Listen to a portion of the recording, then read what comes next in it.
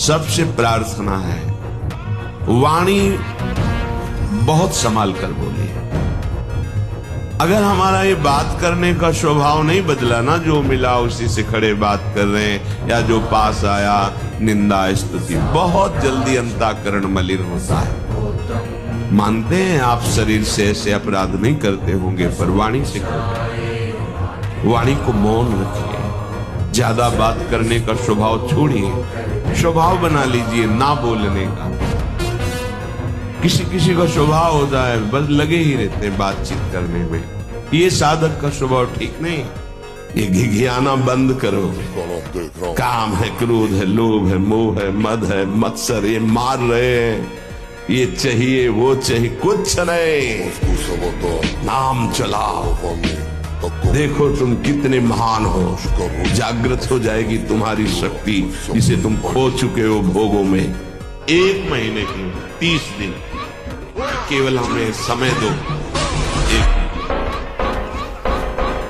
आप 1 महीने कोई इच्छा नहीं करें, जैसी सामने परिस्थिति आए उसको भोग लो, इच्छा मत करना। खान पान, देखना, सुनना, रहना, भोगना, व्यवस्था, 1 महीने में मर थोड़ी जाओगे। हम कोई संकल्प नहीं दे रहे, कोई कसम नहीं खवा रहे, प्रार्थना कर रहे। जबान से आपकी इच्छा व्यक्त नहीं होनी चाहिए। 1 बस। आप देखो कैसा आपको लगता है। ऐसे किया और रुपए के सिक्के चांदी के गिर रहे हैं, ढेर के ढेर, ये सबने देखे सिद्धियां। ऐसे कर दिया और पूछा तुमसे कि कौन सी सुगंध चाहिए, मान लो आपने कहा केवड़ा, ऐसे कर दिया पूरा वातावरण केवड़ा का, बिना छिड़के। तुरंत दूसरे ने कहा हमको मोगरा, तो मोगरा, ऐसी सिद्धियां बहुत सी हमने देखे संतों की सिद्धियां, पर उससे भगवत प्राप्ति नहीं होती। भक्ति का परम विरोधी शत्रु ये काम बख्शने वाला नहीं, ये बहुत भयानक शत्रु है काम, जनेन्द्रिय जन्य संयोग जन्य काम। प्रायः मार के गिरा देता है, आगे नहीं बढ़ने देता। ये काम शत्रु ऐसा है, सबसे बड़ा भयंकर ये राक्षस है। ये इतना खाता है फिर भी कभी अघाता नहीं, अर्थात चाहे जितना भोग लो कभी तृप्ति होने वाली ही नहीं है। तो सच्चा ब्रह्मचर्य है हर इंद्रिय का। वाणी का ब्रह्मचर्य व्यर्थ का बकवास नहीं, भगवत चिंतन, हितकर मधुकर वाणी। नेत्रेंद्रिय का ब्रह्मचर्य सब में भगवत भाव देखना, कहीं कोई काम आदि की चेष्टा को न देखना। श्रवणेन्द्रिय का भगवत चर्चा सुनना, शास्त्र चर्चा सुनना, व्यर्थ की बातें ना सुनना।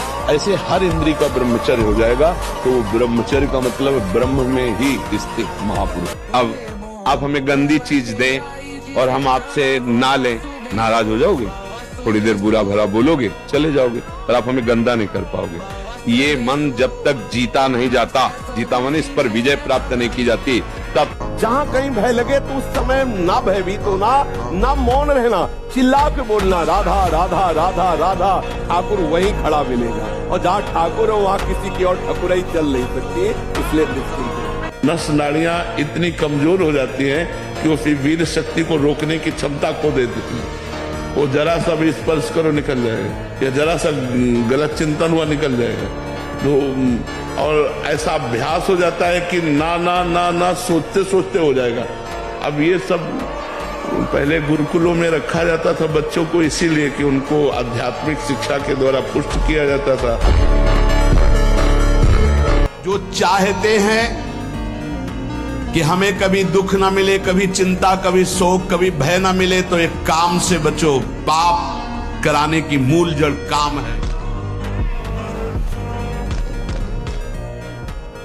आप अच्छे से समझो, जब एक उपासक अपनी सच्ची उपासना में लगता है तो देवराज इंद्र घबरा जाते हैं, त्रिभुवन थर्रा जाता है एक साधक की उपासना पे।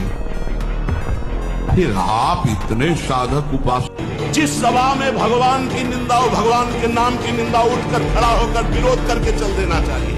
ये जब मर के जाएंगे तो एक बार राम के लिए भारी पड़ेगा यमराज को निर्णय करने की।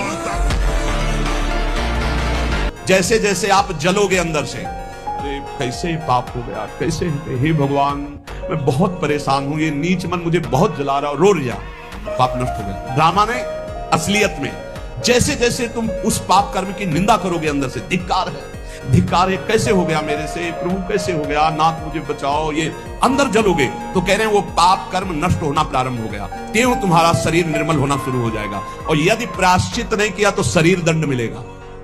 इसीलिए जैसे कोई तुम्हारी निंदा कर रहा है, कोई तुम्हारा अपमान कर रहा है, तुम्हारा मन जल रहा, सह लो, तुम्हारे पाप नष्ट कर रहा है, वो बड़ी कृपा है उसकी हमारे ऊपर कि बिना शारीरिक दंड के वो मन को जला करके हमारे पापों को भस्म कर देता है।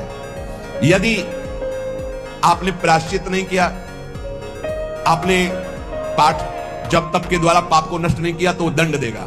ये माया का मनहरण आकर्षण केवल प्रभु से विमुख करने के लिए है नहीं इसमें कुछ, बस इतना दिखावटी बना है, हमें लगता है इसमें बड़ा सुख है, पर सुख नहीं है, दुखालय, अशाश्वत, नाशवान, परिवर्तनशील है। ये हृदय में बैठाना पड़ेगा। जो हमारा मन हमको दगाबाजी के द्वारा हमें नष्ट कर रहा है कि भोगों में सुख है, गलत आचरणों से सुख भोगने की लालसा, नाना प्रकार के अधर्माचरण से सुख भोगने की लालसा, ये धोखेबाज दगाबाज मन हमारा दोस्त नहीं दुश्मन है। हमको इसको सुधारना होगा कि हमारे बल से ही बलवान होकर हमारा पतन निश्चित करता है। इसलिए ये चाहे जितनी जलन हो, इसी को होती, तुम्हें नहीं होती। तुम्हें दृष्टा मात्र रहना है, साक्षी मात्र रहना है।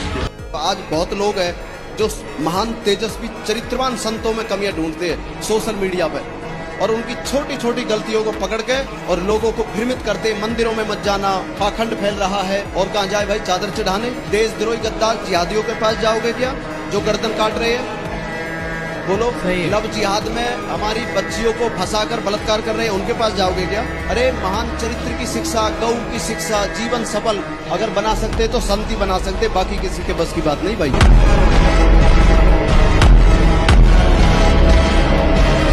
नीच जाति का तो नीचे जाति का रहेगा ना। ऐसा महान अपराध, ऐसा सोचना, ऐसा बोलना, ऐसा देखना, ये महत अपराध है।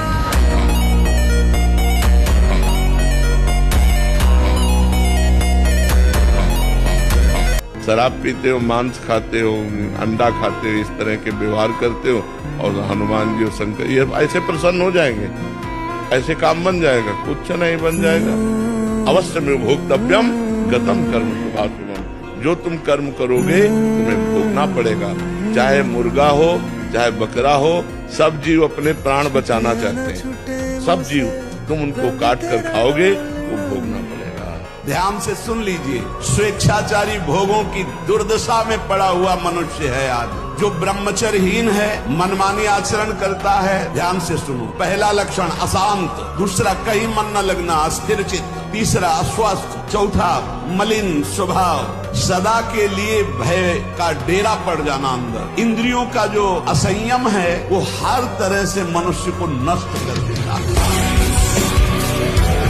ये बहुत शोध की बात कह रहे हैं, जब तक ब्रह्मचर्य नहीं है ना, आप सब नाटक होता है बच्चा। ये जो धारणा करने की सामर्थ्य सुना और एकदम वो ब्रह्मचर्य में, थोड़ी देर में सो जाना, थोड़ी देर में चेहरे बुझे हुए, काहे अंदर कई प्रश्न उत्तर, अंदर कई वासनाएं, ये सब मिटा दो। इनको मिटाने के लिए अवसर मिला है। एक नियमावली, जो समय उठने का उसी समय उठे, जो समय का शयन का वही समय, जो आहार का बस ठीक आहार के समय थोड़ा आहार ले लो। कम ब्रह्मचर्य नजर आता है। शर्माने की बातें नहीं है, यहीं से सुधार होता है। छोटे छोटे बच्चे ऐसी गंदी चेष्टाएं करके अपने आप को, ये अवस्था कहीं तो किसी भी तरह से गृहस्थ में भी जाने के लिए नहीं है कि आप ऐसे आचरण करें, पर किसको समझावे। जब बुखार हो 102, किडनी फेल, शरीर में दर्द है, हमें लाद के ले चलो। अगर हम पैदल आते तो पैदल ले चलो, 2 लोग पकड़ो के ले चलो। कल किसी ने एकांतिक में वहां प्रश्न किया था कि हमारा बहुत सा जीवन व्यर्थ चला गया, मुझे लगता है कि अब मुझे भगवत प्राप्ति नहीं हो पाएगी, क्योंकि पूर्वाभ्यास विषयों का है, बहुत सा जीवन विषयों में चला गया, अब मेरा कल्याण कैसे हो सकता है?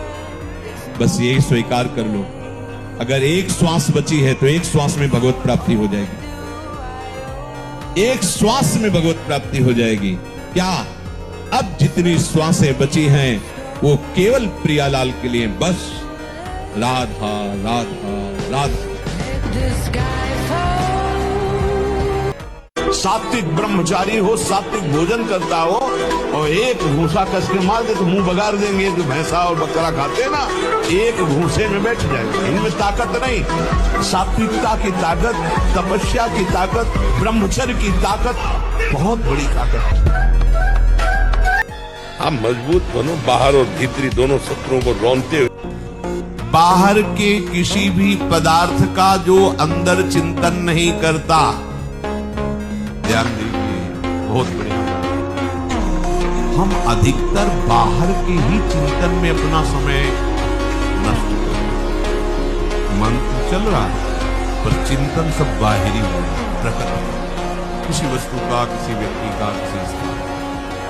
अब देख लीजिए, हमें उपाय करना है बाहर के चिंतन को छोड़ करके अपने आराध्य देव के चिंतन, बाहर के पदार्थों का, व्यक्तियों का, व्यवहार का चिंतन छोड़ करके।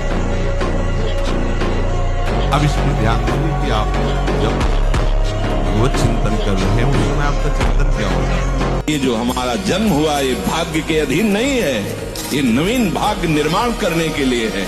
नहीं तो आदेश ही नहीं देते भगवान। पशुओं को आदेश नहीं दिया जाता क्योंकि वो भाग्य के अधीन है। केवल मनुष्य शरीर को आदेश दिया गया है। किसी देवता को भी आदेश नहीं दिया गया कि आप ये करो ये ना करो, क्योंकि वो वही करेंगे जो उनके सुकृत है, उसके अनुसार बस भोग भोगेंगे।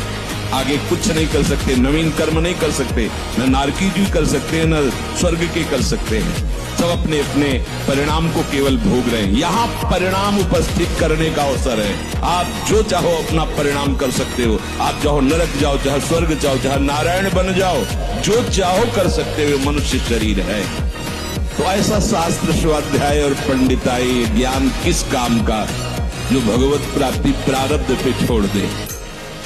तो कुछ जन हैं जो शास्त्र स्वाध्याय करके या संतों की वाणी सुनकर इस विचार में आते हैं कि मुझे क्या करना चाहिए, परिवार का पोषण या भगवत प्राप्ति। दो विभाग कर ले इसलिए खतरा है, निर्णय नहीं कर सकता। और सही पूछे तो दो विभाग है नहीं, एक ही बात है। समझ जाओ तो वहीं भगवत प्राप्ति हो जाएगी। जब तक ब्याह ना हो तब तक हर बच्चा बच्ची को पवित्र रहना चाहिए। व्यवहार करो, मित्रता करो, हमें कोई विरोध बात नहीं, लेकिन वो हमें शराब पिलावे, हमें गांजा पिलावे, हमारे साथ व्यभिचार करे, कहे हम फ्रेंड है, चाहे वो इधर पक्ष का हो चाहे इधर पक्ष का, फ्रेंड नहीं है, वो शत्रु है, दुश्मन है, जो हमारे आचरणों को भ्रष्ट कर रहा है, जो हमारे स्वभाव को बिगाड़ रहा है, जो हमारी पवित्रता को नष्ट कर रहा है, जो हमारे गुरुजनों पर अनुशासनहीनता ला रहा है। कहाँ से सपाटे लगा के आए? पलवल से सपाटे लगा के हाईवे में 51,000 सपाटे। 6 दिन में यात्रा हमारा कंप्लीट हुई है। आपसे बहुत मुझे प्रेरणा प्राप्त हुई सपाटे दंड बैठकों के माध्यम से। प्रयागराज महाकुंभ में 2,51,000 सपाटे दंड बैठक, और भगवान राम मंदिर जब उद्घाटन हुआ 1,51,000 सपाटे लगाकर ब्रह्मचर्य चरित्र में कितनी शक्ति है ये दिखाया। 4 बार लगातार राजस्थान बाल केसरी, 13 विश्व रिकॉर्ड, वर्ल्ड स्टेमिना चैंपियनशिप विजेता, सब आपके चरणों में अपने विश्व रिकॉर्ड समर्पित करता हूँ। हम भजन कर रहे हैं, हमको कोई नहीं प्राप्त कर सकता। भले जन्म लग जाए लेकिन हम ठाकुर को प्राप्त करेंगे, भगवान को प्राप्त करेंगे। इन्होंने त्याग किया, हम भी त्याग करेंगे, वैसे हम भी लड़ेंगे माया से और भगवान को प्राप्त करेंगे। कहीं भी निमंत्रण हो, कहीं भी आपको बुलावा हो, पहले देखो कि मुझे यहाँ जाने से धर्म प्रतिष्ठा इस पे आंच तो नहीं आएगी। अगर आंच आ रही तो बिल्कुल ना। जो साधक पवित्रता से चाहे गृहस्थ में हो या व्यक्त हो, नैष्ठिक ब्रह्मचारी हो या सीमित ब्रह्मचारी हो, सीमित ब्रह्मचारी कुछ वर्ष बाद गृहस्थ में जाना है, नैष्ठिक ब्रह्मचारी आजीवन ब्रह्मचारी रहना है। उसको इन 21 बातों को ध्यानपूर्वक सुनना चाहिए और अपने जीवन में उतारना चाहिए। पहली बात ये समझ लो कि वीर, प्राण और मन तीनों का एक तारतम्य है। ये परस्पर इनका घनिष्ठ संबंध है। इनमें से एक भी बिगड़ा तो तीनों बिगड़ जाएंगे। वीर बिगड़ा तो प्राण शक्ति कमजोर हो जाएगी, मन चंचल अशांत मलिन पाप में होगा। मन बिगड़ा तो आपके प्राण कमजोर हो जाएंगे, वीर स्तंभित करने की शक्ति नष्ट हो जाएगी, वीर रोकने की शक्ति नष्ट हो जाएगी। प्राण प्राण स्थूल हुए, मन चंचल हो गया, वीर नहीं। तीनों का घनिष्ठ संबंध है।